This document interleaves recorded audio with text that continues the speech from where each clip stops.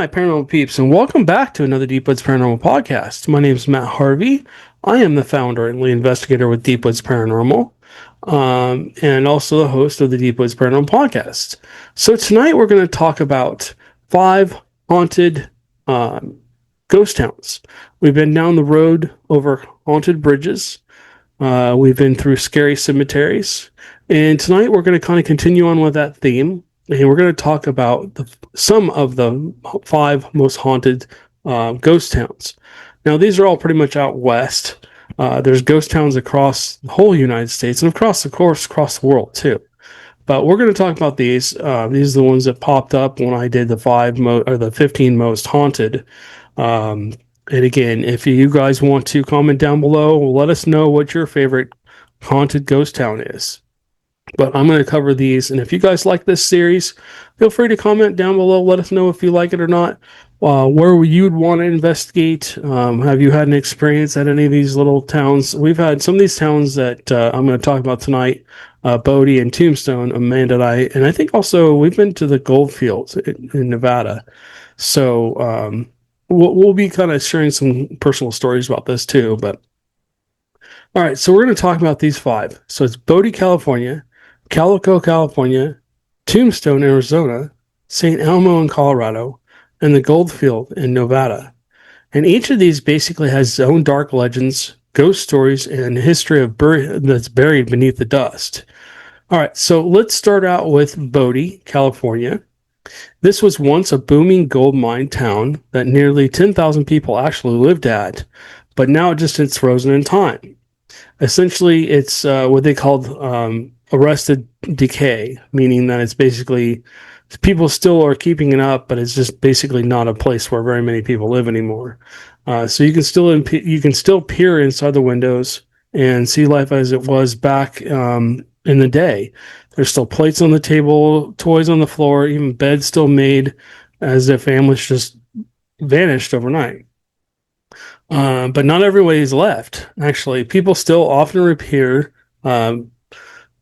Footsteps, voices, and seeing faces staring at them through windows and then in the abandoned homes. I can't talk today. I don't know what's going on with my brain. Okay.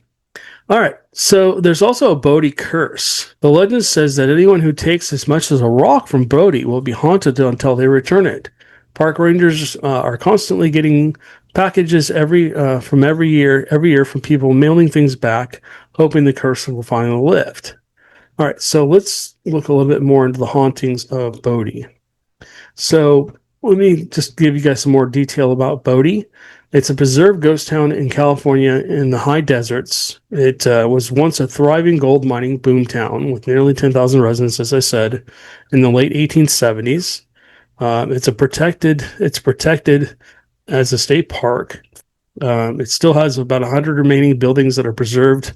And as they said, a state of arrested decay, meaning that they're still kept from collapsing but not restored, offering visitors an authentic look into the past. You can actually go out here, and I think you can spend the night. You can't stay in the buildings, but you can park an RV or whatever out here, I think. Now, double check that, because they may have changed the laws. I know I've followed a few people that actually have gone out here and stayed the night. Excuse me as I get a drink.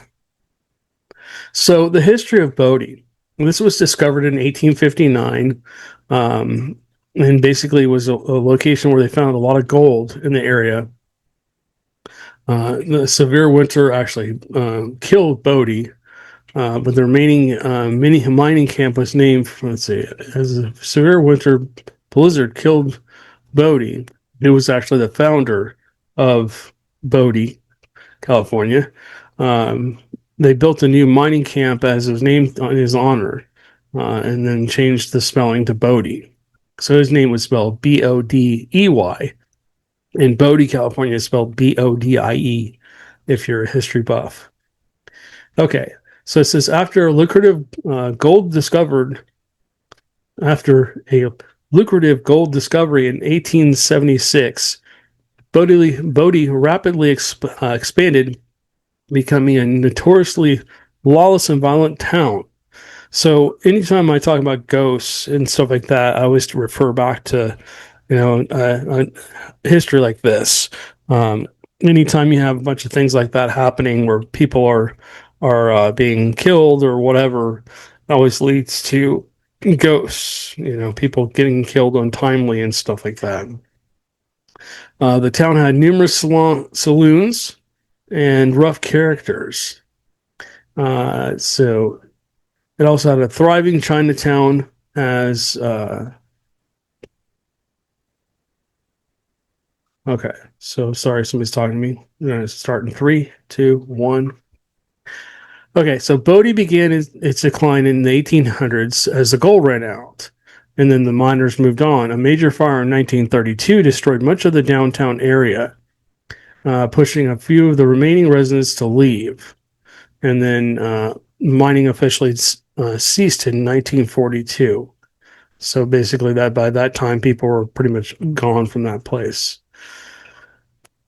So in 1962, it was designated a state historical park to protect the town as it was left. So it's in the Bodie Hills, east of the Sierra Nevada mountains, near the Nevada border. So let's see. Let's get into the hauntings. So it says it's steeped in ghost stories and legends of paranormal activity. The town's violent and tragic past, along with its eerie state of arrested decay, contributes to its reputation as one of the most haunted ghost towns in America. So the Curse of Bodie. The most famous legend associated with Bodie is the Curse of Bodie.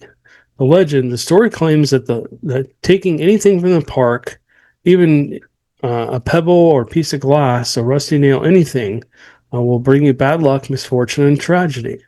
Okay, so let's get into important hauntings. It says many specific locations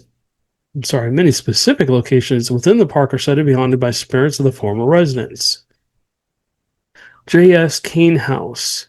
This is one of the most famously haunted locations. It's reportedly haunted by the ghost of a Chinese maid who dislikes adults but loves children.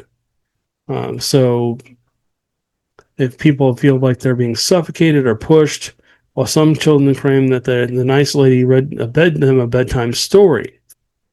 The Menensuni House. Visitors have reported hearing laughter of ghostly children and smelling Italian cooking coming from the house. Let's see what else. The Bodie Cemetery. Here's another cemetery for you guys. The cemetery is said to be haunted by the Angel of Bodie, the spirit of a young girl named Evelyn, who was accidentally killed by a miner's pick. Ooh, that sounds sad. They've reported that they hear giggling near her grave. This Disembauchi. I'm sorry, I couldn't pronounce this. Some visitors have seen a ghostly female figure peering out from a window upstairs in this former hotel. And then, of course, there's the miners. A minor explosion killed a miner, and his ghostly voice is reportedly heard calling out to people near the mine shaft. A phantom white mule, which died in the mines, also said to haunt the tunnels. Weird. So I guess there's ghost tours and paranormal investigations up here. You guys can look into that if you're interested. Let's move on to Calico, because I've actually never been to Bodie. I've wanted to go to Bodie. We got snowed out the day we went up there. All right, so let's talk about Calico. Calico Ghost Town. It's basically associated with hauntings with alleged phenomenon, including disembodied sounds, a phantom dog, a sighting of a grieving woman, small children, and a floating red light in the schoolhouse. Okay, so people often feel spirits' presence, and it's often linked to the town's tragic past and decline after the silver mines were closed in the late 1800s. So here's a reported phenomenon. Mail-carrying dogs. A spirit of a mail-carrying dog is said to roam the grounds. Lucy Bell King Lane. A spirit identified as Lucy Bell Lane, a resident who lived in the Lane house, is frequently cited. Phantom school teacher and child. Visitors reported seeing a phantom school teacher and a small child who may pinch ankles and grab legs. Floating red lights. So there's a floating red light that has been seen inside the schoolhouse as well. And then sounds of and feelings. Visitors claim to hear sounds and forgotten music or all feel presence of spirits throughout the town. History and haunted links. The boom and bust. Calico was a booming silver town in the 1800s and attracted a population of over 1,200 people. Abandonment following the decline of silver prices and the closure of the mines in the 1890s. The town was basically abandoned in 1907, becoming a true ghost town. So basically, the owner of Knott's Berry Farm bought the town in 1953. And if you've ever been to Knott's Berry Farm, that little town they have in Knott's Berry Farm is also said to be haunted, FYI. And the town and restored much of the town in 1953. And then he turned it into a historical park and a tourist attraction. The ghost town's dark past and deserted nature contribute to its haunted reputation, is what it says. So, Calico, I've been to Calico. We've been on a ghost tour down in the mines. It was creepy, especially because they do it by candlelight, and at least this guy did. And you do feel like you're being watched. You can hear noises like clinking of shovels and stuff like that. While like it sounds like somebody's walking, you can hear footsteps down there, and you do hear like whispers of old miners down in there. We didn't actually stay the night, but we essentially we're in a saloon, and you just felt like you're being watched the whole time. And it wasn't a good, like, I'm feeling like I'm being watched. It was like eyes were on you, like, what are you doing here? And the feeling of, at least for me, the feeling of you shouldn't be here, kind of thoughts came to mind when I was at this location. So if you ever get the chance to go to Calico, go for it and see for yourself. I always tell everybody you have to experience it for yourself before you should believe. Have you actually been to Calico? Did you experience anything? Comment down below. Let us know. All right. So Tombstone, Arizona. Everybody knows Tombstone from, so many shows and all these other things that have gone on through there with the paranormal. So if you haven't been to Tombstone, Arizona, or you're not from the United States and you've never seen any of the White Earps movies, or you're not into gunslinging movies, then you might not know about this place. But it's really an old historic town that they've redone. Crazy cool town. They've done a great job of keeping it alive. It's not completely a ghost town anymore. It's essentially restored. A lot of it is, and it's very much a tourist attraction now. And they do ghost tours and stuff like that, which are really cool. We'll get into a little bit of that here in a minute. So it says Tombstone, Arizona is renowned for its ghost tales and haunted locations, drawing its violent and storied past as 19th century mining boomtown. The city's historic history is filled with gunfighters, disease, and hardships, all of which contribute to the legends of the restless spirits that linger in many of its historical buildings. So the Birdcage Theater, if you have not seen the video Amanda and I made on that, we actually went in there and we had a lot of activity when we were there. We had I don't know why, but we had a lot of activity, and we actually made the tour guide mad because she thought we were messing with her, and we weren't. We weren't. Our K2s kept going off, and she's like, here. Amanda took the other one from her. Same thing started lining up. Something was very interested in us for some reason. But anyways, so the Birdcage Theater, known for its wild history as a saloon, theater, and brothel, the Birdcage Theater is considered to be one of the Tombstone's most haunted places, and that's where we went. We went and toured the Birdcage, and we had a lot of cool experiences there.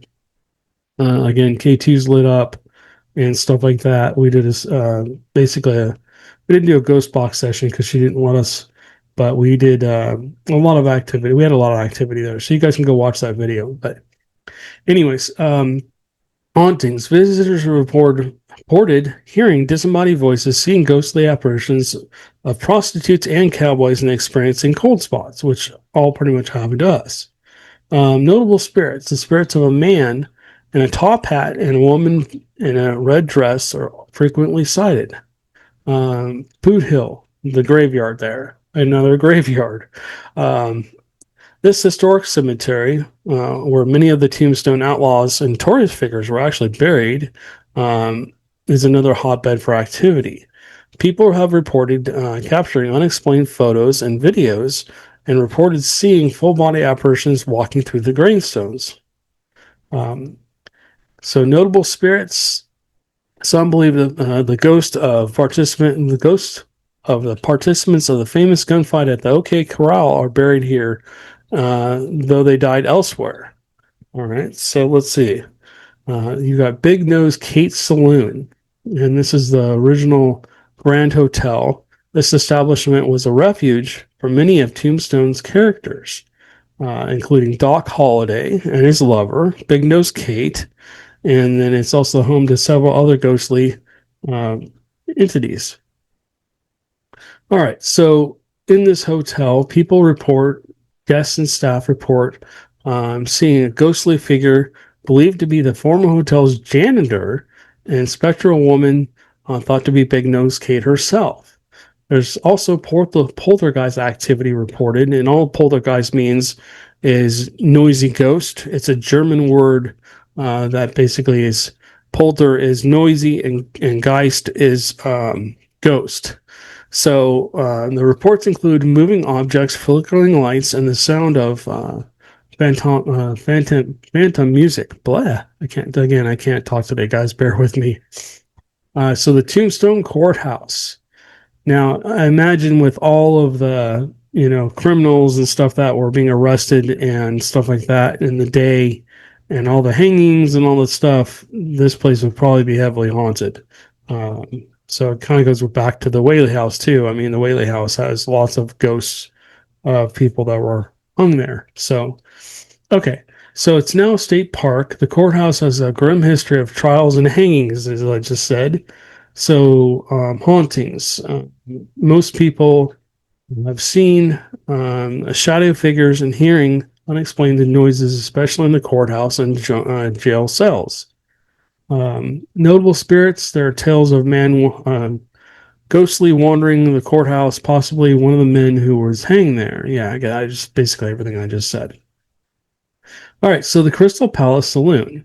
This establishment is said to be haunted by a cowboy's ghost, who sometimes appears in the mirrors. And the Occidental Oak Hotel, the site of several gunfights and murders. The hotel and now cafe is rumored to have several numerous spirits that haunt them. And of course, there's ghost tours and stuff like that. So, Calico is a really cool town. I would highly recommend if you get a chance to stop by there, even just for a day trip. Go check it out. Let us know if you experience anything there. Not Calico. It says Calico, but it's Tombstone. If you get a chance to go to Tombstone, go for it. I don't know if it's worth staying the night. We spent the night there, and so we've actually done it a couple times. Amanda's done it with her mom. I don't think any of us actually experienced anything that at night, but we definitely experienced things when we went into the places that are said to be haunted. So I would highly recommend going to those locations and seeing like the Birdcage Theater and stuff like that. Book a ghost tour. See if you guys can experience anything, or if you've experienced something. Again, comment down below. Let us know what you guys have experienced. All right, give me 1 second. I'm going to take another drink here. All right, St. Elmo, Colorado. Okay, so hauntings of the ghost town in St. Elmo's, Colorado, primarily center around the tragic story of Annabelle. No, not that Annabelle. Her name was Dirty Annie, and Dirty Annie Stark. And the Stark family remained remained in the dying town. Annabelle's spirit is said to continue to watch over the town after her death in 1960. So, sounds like Annabelle was the daughter of Anton and Anna Stark, one of the most prominent families in St. Elmo. Her mother, Anna, was a harsh and controlling woman and sheltered her from rough townspeople, and she forbidden her from socializing with other residents. So Annabelle kind of grew up lonely and isolated, and developed a fierce love of possessive and possession of the town. Essentially, she was very possessive of the town. So the town's decline. As the mining industry collapsed and the railroad shut down in the 1920s, it became a true ghost town. Along with most of the residents leaving, the Stark family was among few who remained. The last residents, after the death of her parents, Annabelle and her brother Tony became the sole occupants of St. Elmo. There was no electricity, no running water. They lived in the crumbling family hotel and store, and Annabelle's health actually began to deteriorate. The townsfolk began calling her Dirty Annie due to again, I can't talk. Again, due to her unkept hair and filthy clothing.